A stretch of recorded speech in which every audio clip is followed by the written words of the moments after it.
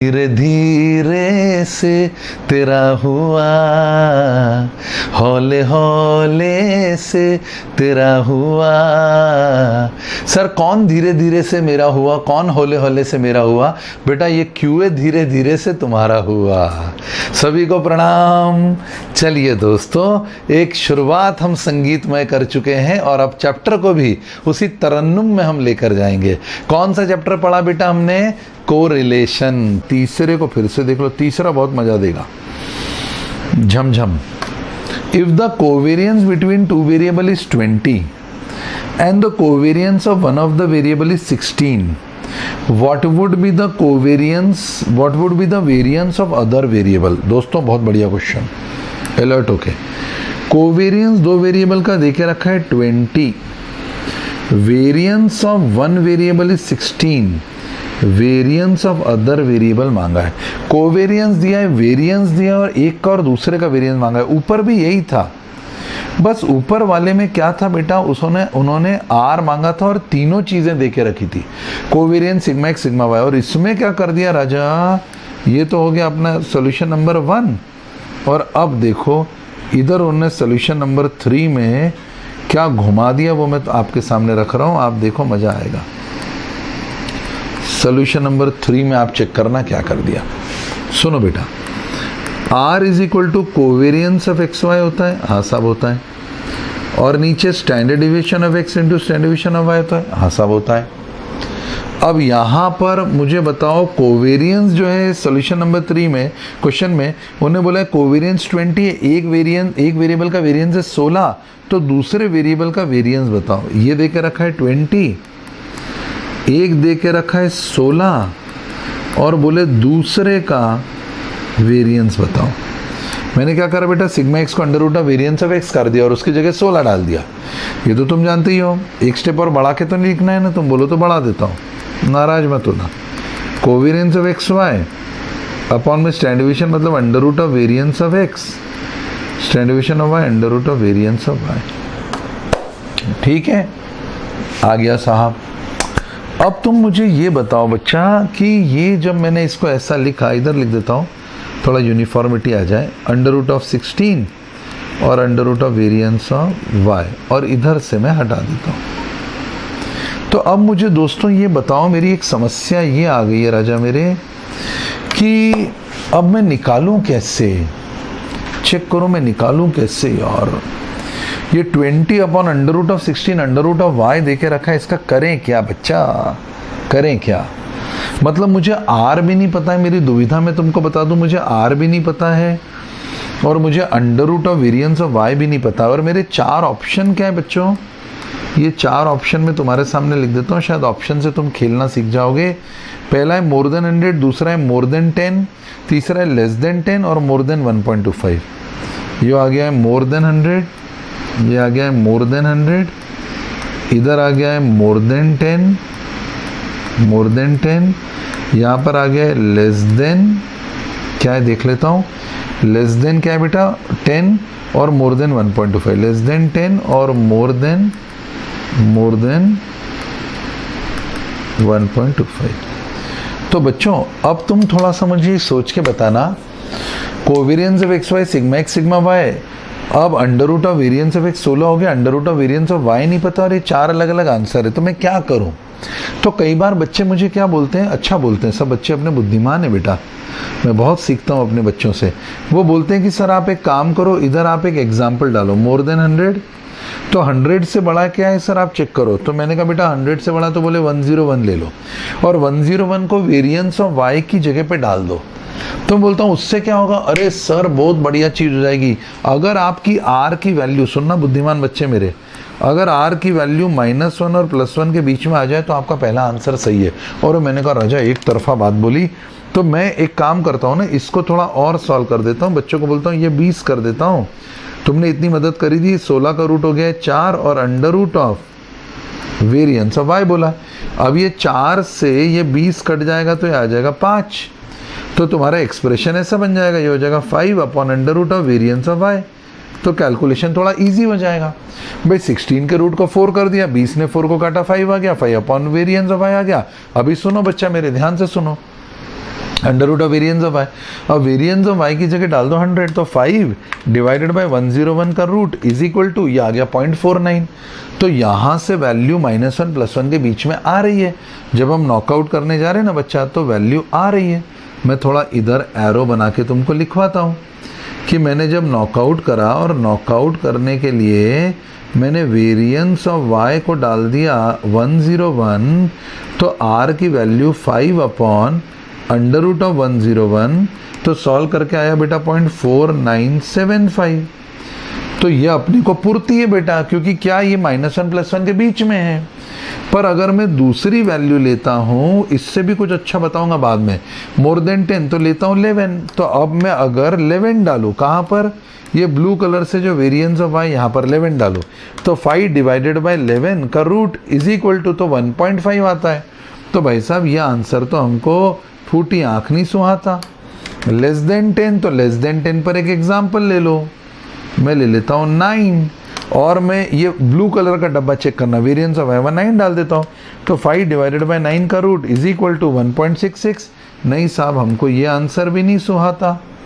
ये तो समझ में आ गया ए ऑप्शन। और मोर देन 1.25, तो लाओ ना भैया हम एग्जाम्पल ले लेते हैं 1.26, और 1.26 हो गया तो 1.26 हो गया, 1.26 ले लिया वेरिएंस ऑफ वाई की जगह, तो 1.26, तो ये अपन ने लिखा 5 डिवाइडेड बाय 1.26, 5 डिवाइडेड बाय 1.26 और मार दिया रूट, तो ये हो गया 4.45। भाई साहब ये आंसर भी हमको बिल्कुल नहीं समझ में आता। बोलो मंजूर है? तो 5 upon under root of variance of y कर दिया। तो मेरे दोस्तों यहाँ से ये आंसर ये 0.4975 समझ में आता है, इसलिए मोर देन 100 आंसर सही है। क्वेश्चन बहुत अच्छा था, मतलब इसको कचरा मत मानना, ये बढ़िया क्वेश्चन था बेटा, लॉजिकल क्वेश्चन था, ये दिमागी क्वेश्चन था। ये माना तुमने मेरी बात को? चलो, पर मैं तुमको कुछ और भी तोहफा देना चाहता हूँ। क्या देते हो सर? मैं तुमको बताता हूँ ना, कंसेप्ट बताता हूँ, बहुत आनंद आएगा। सब मेरे बुद्धिमान बच्चे हो तुम, कंसेप्चुअली सॉल्व करते हैं। कैसे सॉल्व करेंगे? कंसेप्चुअली सॉल्व करें, और उसमें तुमको मुस्कुराहट का कारण मिलेगा। कंसेप्चुअली सॉल्व करते हैं, करो सर। बेटा आर का ये फर्स्ट वे था, ये सेकंड वे आ गया। दोस्तों ये था फर्स्ट वे। अपन एक ही क्वेश्चन को अलग अलग तरीके से करते हैं बच्चा लोग। हाँ, ये था हमारा फर्स्ट वे, ठीक है सर, है ना। अब मैं जा रहा हूँ सेकेंड वे। सेकेंड वे को चेक करो बच्चा।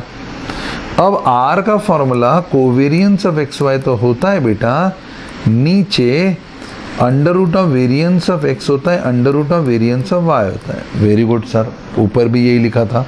हाँ देख तो सही बेटा, इधर कोवेरियंस ऑफ एक्स वाई की जगह रख दिया 20 upon under root of 16 into under root of variance of y. Sir ऊपर भी यही लिखा था। हाँ वो तो ठीक है बेटा, चिंता मत कर।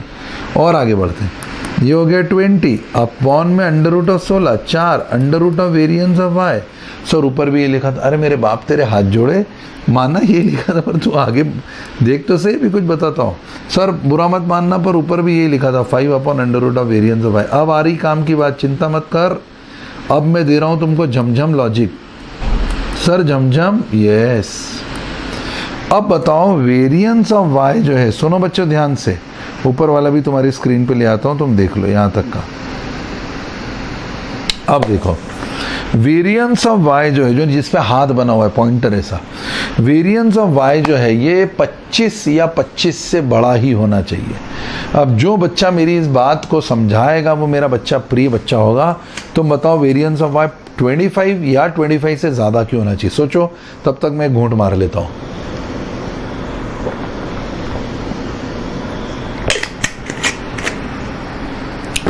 वेरियंस ऑफ वाई बताओ मेरे बच्चों, क्यों 25 या 25 से बड़ा होना चाहिए? यहाँ पर जो हाथ बना हुआ है इधर, क्यों?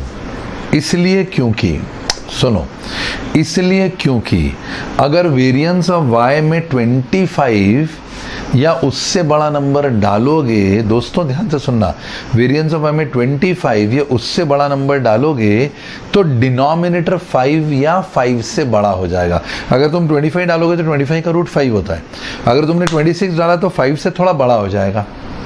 मंजूर है? अगर तुम वेरिएंस ऑफ y की जगह 25 डालोगे तो 5 और 5 कट के आंसर 1 आ जाएगा।